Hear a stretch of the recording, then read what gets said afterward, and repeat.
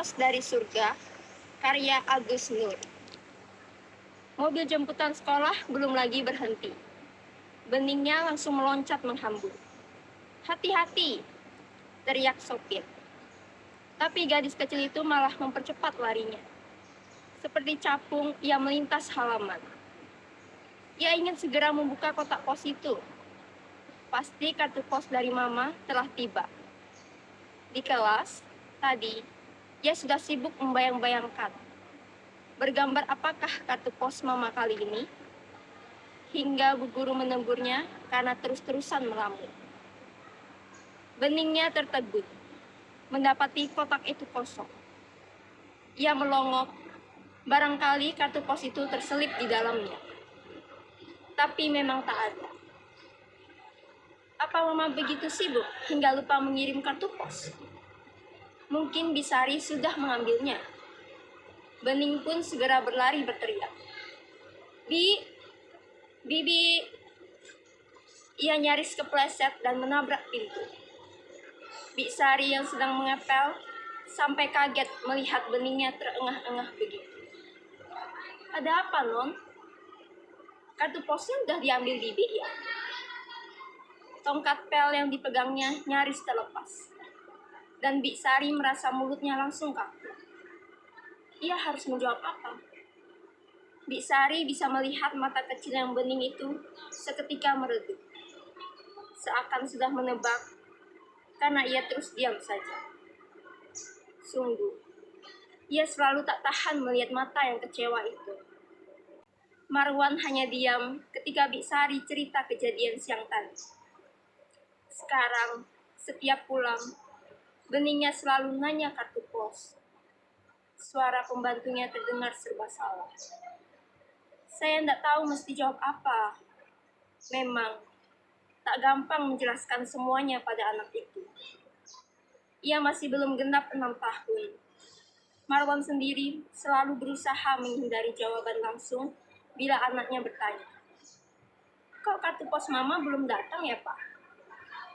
"Mungkin Pak Posnya lagi sakit, jadi belum sempat nganter kemari." Lalu ia mengelus lembut anaknya.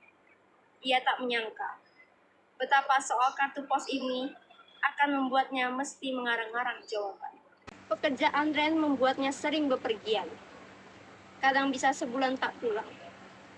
Dari kota-kota yang disinggahi, ia selalu mengirimkan kartu pos buat beningnya. Marwan kadang meledek istrinya. "Hari gini masih pakai kartu pos." Karena Ren sebenarnya bisa telepon atau kirim SMS. Meski baru playgroup, beningnya sudah pegang HP. Sekolahnya memang mengharuskan setiap murid punya handphone agar bisa dicek sewaktu-waktu, terutama saat bubaran sekolah, untuk berjaga-jaga kalau ada penculikan. Kau memang tak pernah merasakan bagaimana bahagianya dapat kartu pos. Marwan tak lagi menggoda bila Ren sudah menjawab seperti itu. Sepanjang hidupnya, Marwan tak pernah menerima kartu pos. Bahkan, rasanya ia pun jarang dapat surat pos yang membuatnya bahagia. Saat SMP, banyak temannya yang punya sahabat pena, yang dikenal lewat rubrik majalah. Mereka akan berteriak senang bila menerima surat balasan atau kartu pos, dan memamerkannya dengan membacanya keras-keras.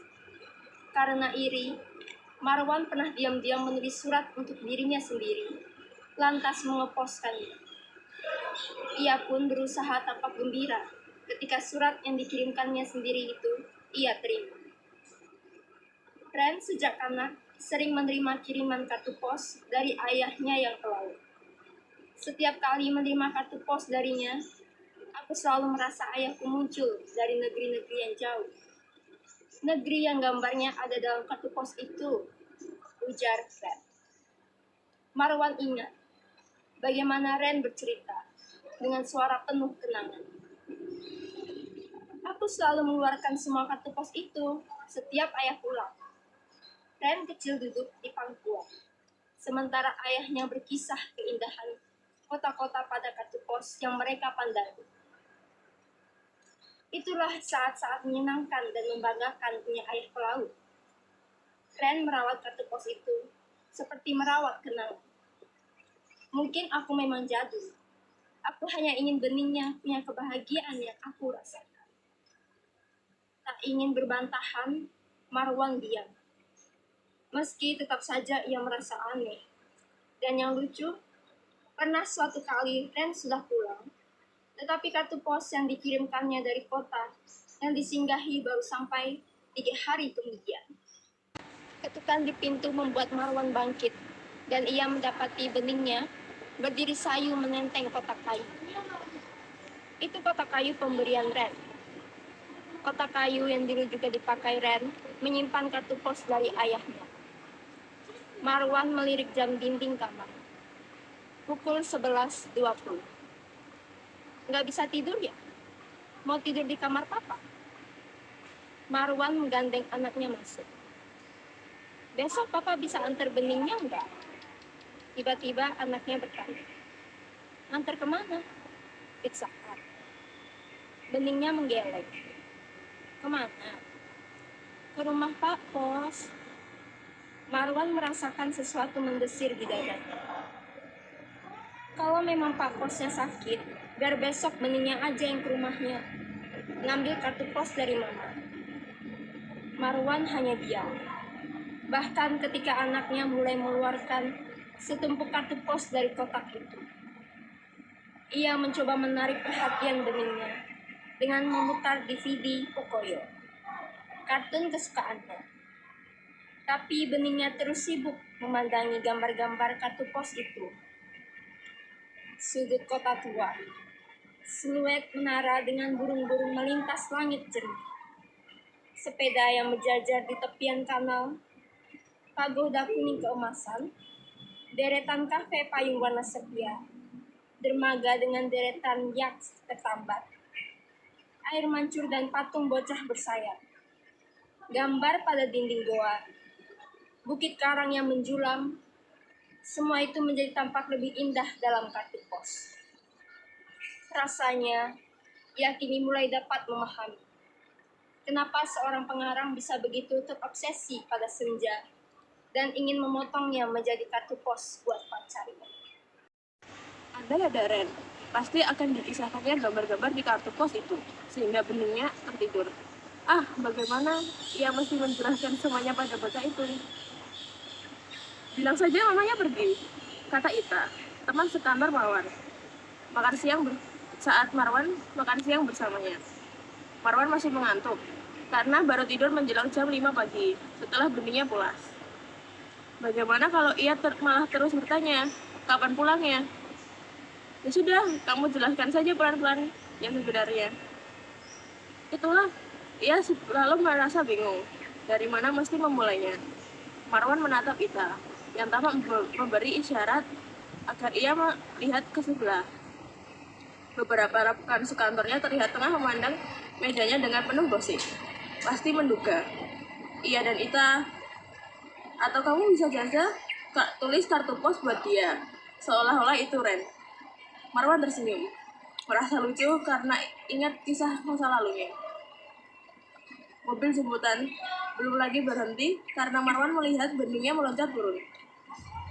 Marwan mendengar teriakan sopir yang menyuruh hati-hati. Tetapi bocah itu telah melesat menuju ke kotak pos di pagar rumah. Marwan tersenyum. Dia sengaja tak masuk kantor untuk melihat beningnya gembira ketika mendapat kartu pos itu. Kartu pos yang diam-diam ia kirim dari jendela, ia bisa melihat anaknya memandang kartu pos itu, seperti tercekat, kemudian berlari tergesa masuk rumahnya. Marwan menyambut gembira ketika beningnya menyodorkan kartu pos itu. Wah, udah datang ya kartu posnya. Marwan melihat mata beningnya berkaca-kaca. Ini bukan kartu pos dari mama. Jari mungilnya menunjukkan kartu pos itu. Ini bukan tulisan mama. Marwan tak berani menatap mata anaknya ketika beningnya terisak dan berlari ke kamarnya. Bahkan membohongi anaknya saja ia tidak bisa. Barangkali memang harus berterus terang. Tapi bagaimana menjelaskan kematian pada anak seusianya? Rasanya akan lebih mudah bila jenazah Ren terbaring di rumah.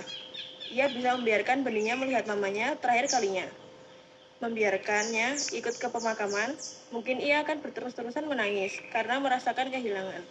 Tetapi rasanya jauh lebih mudah menenangkan benihnya daripada tangisnya, ketimbang harus menjelaskan bahwa saat Ren jatuh ke laut dan mayatnya tidak pernah ditemukan. Ketukan gugup di pintu membuat Marwan bergegas bangun. 12 lewat.